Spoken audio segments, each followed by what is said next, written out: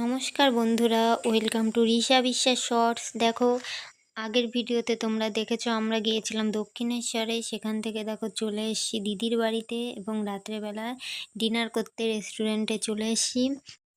সবাই যে যে খাবারগুলো অর্ডার করেছিল সবই ওরা দিয়ে দিয়েছে। আমরা তাড়াতাড়ি খাওয়া সেরে বাড়ি চলে এসেছি। দেখো, পরের দিন ছিল রাখি বন্ধন উৎসব, তাই আমরা রাখি বাঁধার জন্য মিষ্টি, রাখি সমস্ত কিছু রেডি করে নিলাম।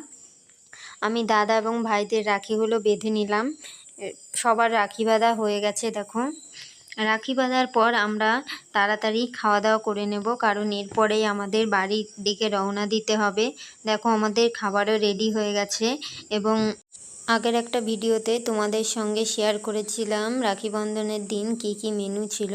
দেখো, আমরা তাড়াতাড়ি খাওয়া দাওয়া সেরে নেব, কারণ আমাদের 4 জনের বাড়ি ফিরতেই হবে।